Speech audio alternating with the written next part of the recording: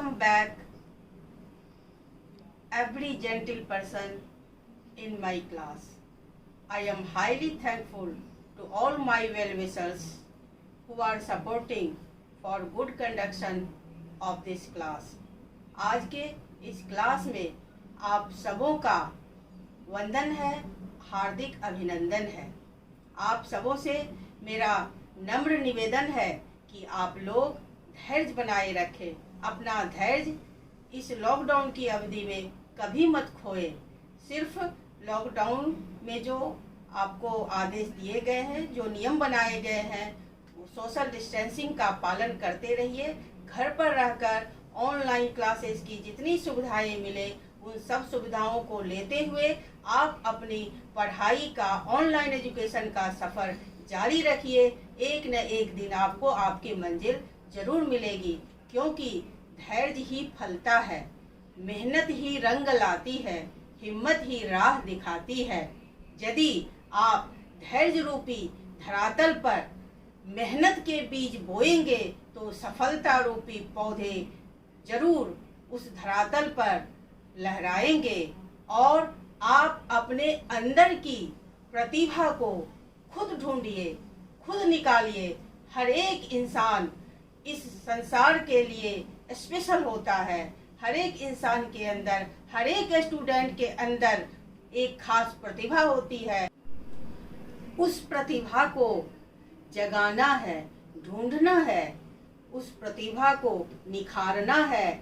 आप अपनी मेहनत और लगन से उस प्रतिभा को फलीभूत कीजिए और समाज को एक अच्छा इंसान दीजिए, देशभक्त दीजिए, ताकि आप उस शिक्षा की लौ जगाकर इस देश का नाम पूरे दुनिया में रोशन कीजिए। चलिए आज का क्लास हम स्टार्ट करेंगे डीएनए के स्ट्रक्चर से।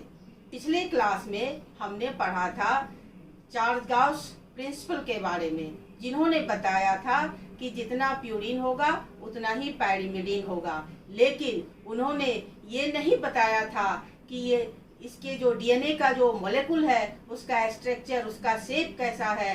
तो जो रियल जानकारी है डीएनए की, जो दिया उन्होंने, फ्रैंकलिन ने दिया, उस स्ट्रक्चर को हम पढ़ेंगे। धन्यवाद।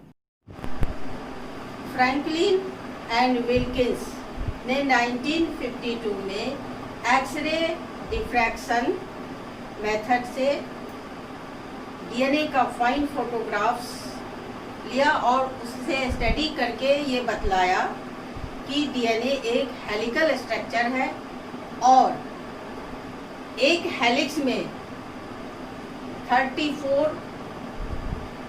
एंगस्ट्रम का उसका लेंथ होता है। तो एक हेलिक्स का लेंथ 34 एंगस्ट्रम होता है और उसमें 10 बेस पेयर्स होते हैं। तो जब हमें एक हेलिक्स का लेंथ पता है 34 एंगस्ट्रम और उसमें कितने बेस पेयर्स हैं ये भी पता है, 10 बेस पेयर्स हैं, तो हम दो एडजेसेंट कंसेक्यूटिव बेस पेयर्स के बीच का डिस्टेंस निकाल सकते हैं। उसको 10 से डिवाइड कर दिया और ये बताया कि दो कंसेक्यूटिव बेस पेयर्स के बीच का लेंथ 3.4 एंगस्ट्रम है और उसका डायमीटर यानी कि विड्थ, जो हेलिक्स है उसका विड्थ 20 एंगस्ट्रम है। देखिए यहाँ फ्रैंकलिन एंड विल्किंस ने 1952 में एक्सरे डिफ्रैक्शन स्टडी किया। किसका? डीएनए का। और उसमें उनको क्या मिला? तो डीएनए क्या है? एक हेलिकल स्ट्रक्चर है, हेलिक्स है। और दूसरा, इसका डायमीटर कितना है? 20 एंगस्ट्रम। और यदि इसको नैनोमीटर में लिखेंगे तो इसको 10 से डिवाइड कर देंगे, यानी 2 nm हुआ, क्योंकि 1 nm इक्वल टू 10 एंगस्ट्रम होता है। और उस हेलिक्स का लेंथ कितना है? 34 एंगस्ट्रम और इसको 3.4 nm लिख सकते हैं। इन 1 हेलिक्स टोटल कितने बेस पेयर है? 10 बेस पेयर है। So distance between adjacent base pair, BP means base pair, is 3.4 angstrom और nm में लिखेंगे इसको 10 से डिवाइड करेंगे तो 0.34 nm। 1 एंगस्ट्रम में 10 टू द पावर -10 मीटर होता है। अब इसी नॉलेज को यूज किया वॉटसन एंड क्रिक ने।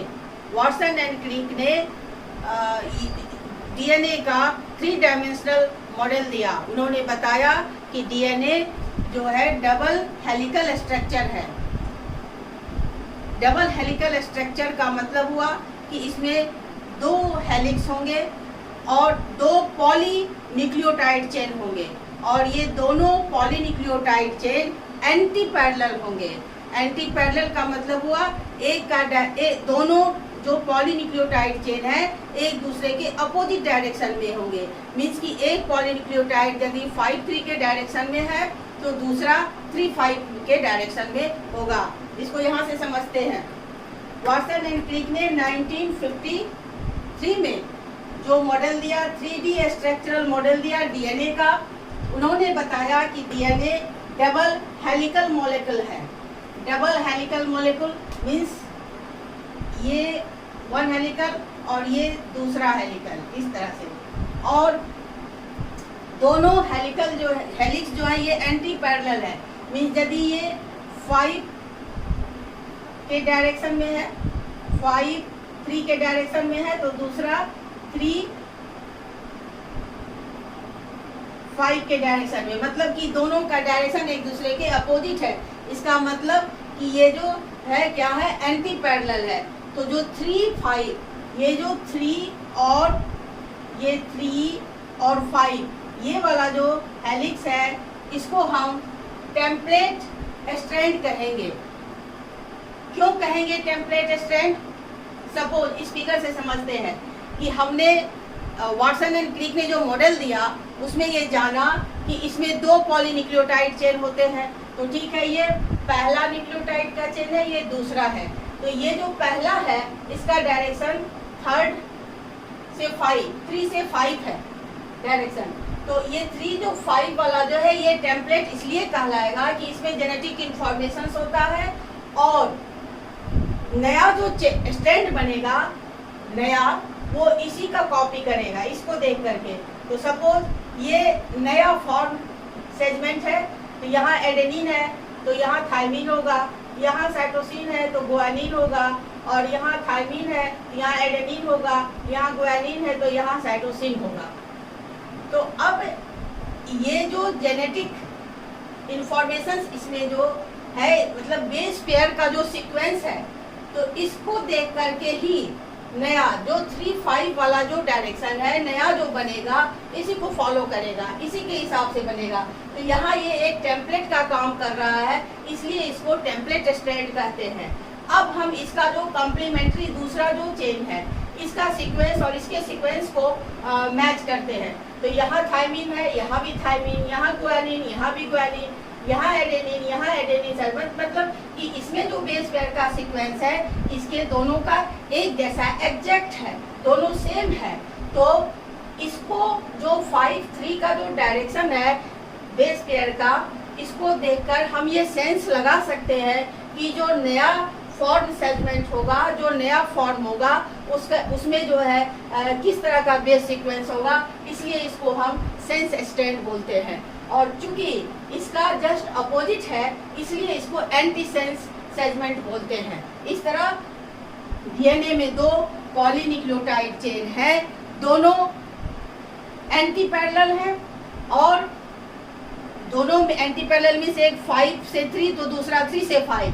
3'5" वाला टेम्पलेट स्ट्रैंड कहलाएगा और 5 से 3 वाला नॉन टेम्पलेट या कोडिंग या सेंस स्ट्रैंड कहलाएगा।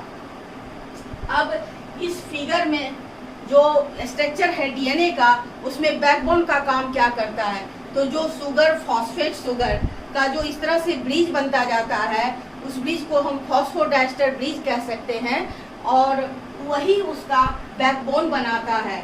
ये बैकबोन अल्टरनेट शुगर, फॉस्फेट, इस तरह से। और दूसरा जो इन्फॉर्मेशन है वो है कि complementary base pairing. Watson and Crick model का जो मेन हॉलमार्क है वो है कम्प्लीमेंट्री बेस पेयरिंग। मीन्स कि ये प्यूरिन हमेशा पायरिमिडिन से कंबाइन करेगा। प्यूरिन एडेनिन थायमीन से डबल हाइड्रोजन बॉन्ड से कंबाइन रहेगा और गुआनिन ट्रिपल हाइड्रोजन बॉन्ड से साइटोसिन से बाइंड करेगा। और इस तरह इस वाटसन एंड क्रिक मॉडल से डीएनए के बारे में हम ये जान चुके कि डीएनए जो है ये डबल हेलिकल स्ट्रक्चर है, 2 पॉलीन्यूक्लियोटाइड चेन होते हैं। ये दोनों चेन एंटी पैरेलल होते हैं, इस एक 5 से 3 के डायरेक्शन तो दूसरा 3 से 5 के डायरेक्शन में।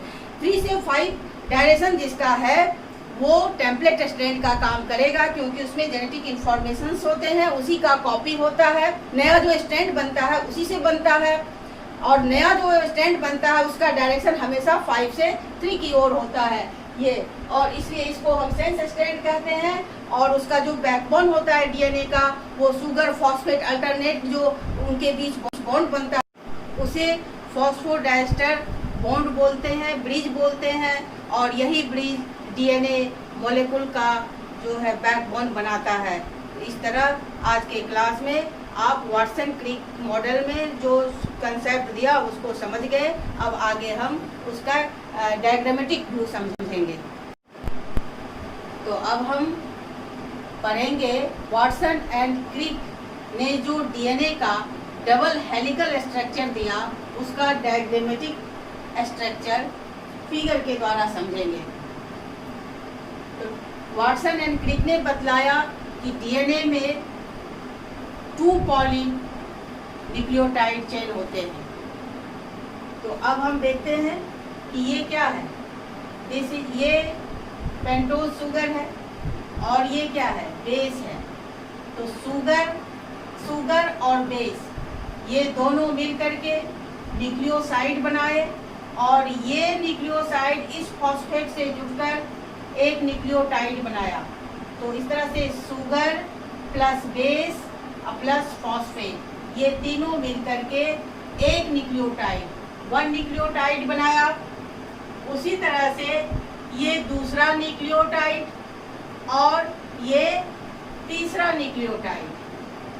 तो ये इसी तरह से यहाँ चौथा, फिर 5वां एंड सो ऑन। इस तरह से ढेर सारे न्यूक्लियोटाइड बनेंगे, तो इसको हम पॉलीन्यूक्लियोटाइड कहेंगे। तो और ये 1 स्ट्रैंड हुआ।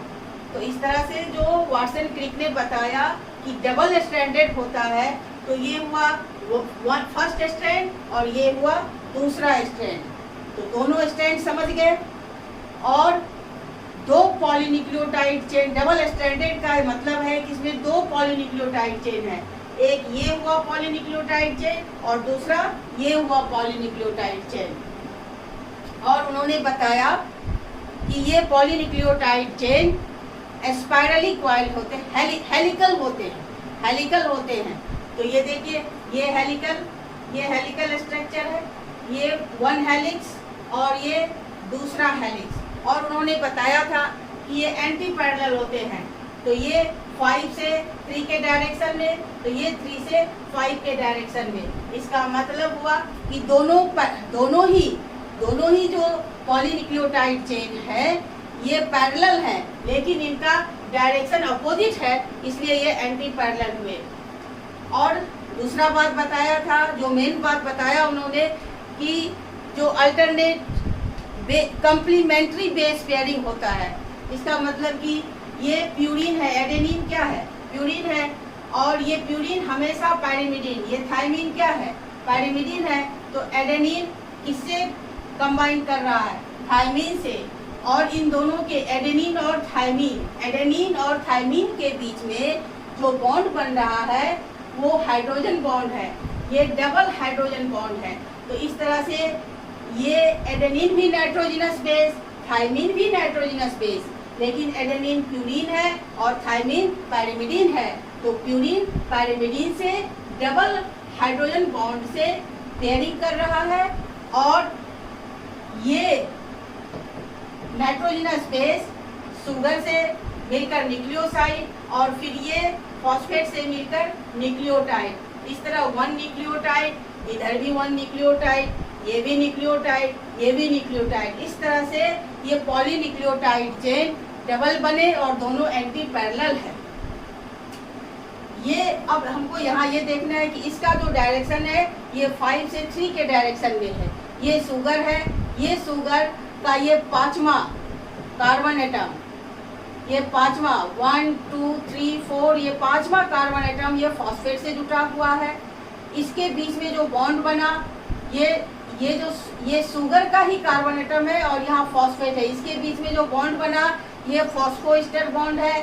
फिर यहाँ देखिए ये फॉस्फेट और ये शुगर, इसके बीच में जो बॉन्ड बना ये भी क्या है, फॉस्फोएस्टर बॉन्ड बना। फिर ये शुगर, इसके बीच में जो बॉन्ड बना फॉस्फेट, ये भी क्या है, फॉस्फोएस्टर बॉन्ड। तो इस तरह से इस दो शुगर के बीच में एक फॉस्फेट है और ये 2 फॉस्फोएस्टर बॉन्ड है, इसी को कहते हैं फॉस्फोडाइस्टर बॉन्ड। और इस तरह से शुगर फॉस्फेट,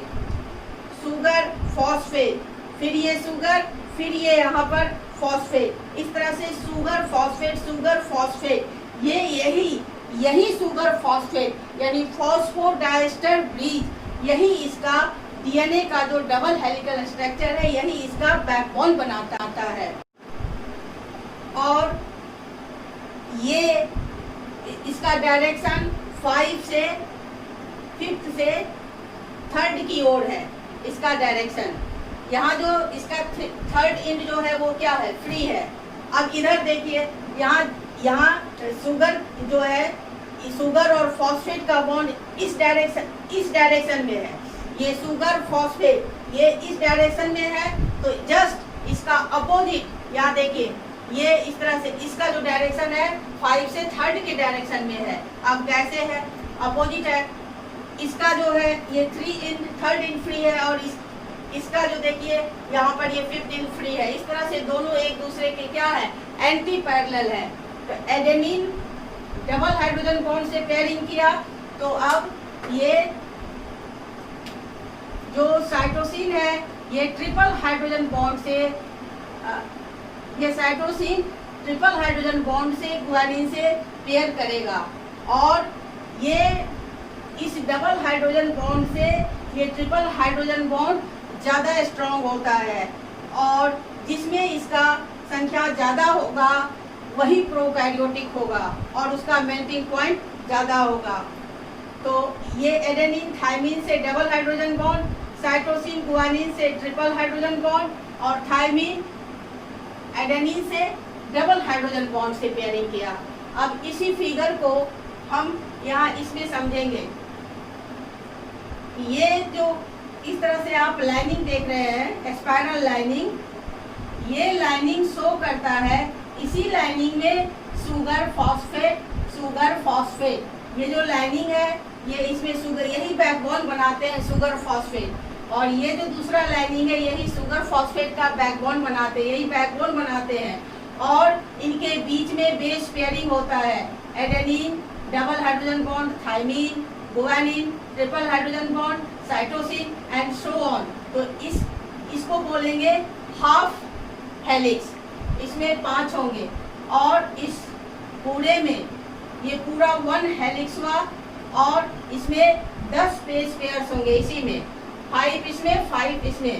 तो ये जो यहाँ से यहाँ ये कंप्लीट 1 हेलिक्स है, इसी का जो डिस्टेंस होगा वो होगा 34 एंगस्ट्रॉम। और इस ये हुआ फर्स्ट बेस पेयर, ये हुआ सेकेंड, इस दोनों के बीच में ये जो एडेनिन गुआनिन, यहाँ जो आप देखते हैं ये फर्स्ट बेस पेयर और ये हुआ सेकेंड बेस पेयर। तो इस दोनों के बीच का जो डिस्टेंस होगा वो होगा 3.4 एंगस्ट्रॉम। 2 लगातार बेस पेयर के बीच का दूरी 3.4 एंगस्ट्रॉम। और जबकि ये कंप्लीट हेलिक्स में 10 बेस पेयर्स होते हैं और उनका जो डिस्टेंस होता है वो 34 एंगस्ट्रॉम का होता है। और इसका जो डायमीटर होता है वो 20 एंगस्ट्रॉम होता है। और ये जो फॉर्म स्ट्रक्चर देख रहे हैं डीएनए का, जो वाटसन क्रिक ने मॉडल दिया था, ये जनरल फॉर्म है, इसको बी डीएनए बोलते हैं, बी डीएनए। और ये राइट हैंडेड होता है। इसका जो कॉइलिंग होता है ये राइट हैंडेड होता है। और ये जो स्पाइरली ट्विस्ट होते हैं, हेलिकल होते हैं, ये जो हेलिकल मॉडल है इनका, इसकी वजह से इनमें दो ग्रुप बनता है। एक को बोलते हैं माइनर ग्रुप और दूसरे को बोलते हैं मेजर ग्रुप। मेजर ग्रुप का जो लेंथ होता है 22 एंगस्ट्रम, जबकि माइनर ग्रुप का जो लेंथ होता है वो 12 एंगस्ट्रम होता है। ये ग्रुप क्यों बनते हैं? ये ग्रुप, इनका जो बेस पेयर होते हैं, इनका जो स्टैकिंग होता है, तो इनका जो इनवर्ड होता है और जो शुगर फॉस्फेट है इनका जो फेस होता है आउटवर्ड होता है, तो इसकी वजह से इनमें ग्रुप्स बनते हैं। इस तरह आपने आज समझ लिया कि जो वाटसन क्रिक ने जो मॉडल दिया डीएनए का डबल हेलिकल स्ट्रक्चर, उसमें क्या क्या मेन पॉइंट्स हैं। तो पहला मेन पॉइंट्स कि डीएनए डबल स्ट्रैंडेड मॉलिक्यूल है। ये दो पॉलीन्यूक्लियोटाइड चेन होते हैं। तीसरा कि एडेनिन हमेशा थायमिन के साथ पेयरिंग करेगा और गुआनिन हमेशा साइटोसिन के साथ पेयरिंग करेगा। एडेनिन थायमिन के बीच डबल हाइड्रोजन बॉन्ड होंगे, जबकि गुआनिन साइटोसिन के बीच ट्रिपल हाइड्रोजन बॉन्ड होंगे। और ये जो बॉन्ड होगा ज़्यादा स्ट्रॉन्गर होगा। और ये दोनों जो पॉलीन्यूक्लियोटाइड चेन है जो एंटी पैरेलल होंगे और इनका जो बैकबोन बनाएगा वो अल्टरनेटिव शुगर फॉस्फेट स्ट्रक्चर, जो उनके बीच फॉस्फोडाइस्टर ब्रिज होता है, यही इनका जो बैकबोन बनाता है। आज के क्लास के लिए इतना ही सफिशिएंट है। अब अगले दिन हम इसका रेप्लिकेशन पढ़ेंगे। धन्यवाद।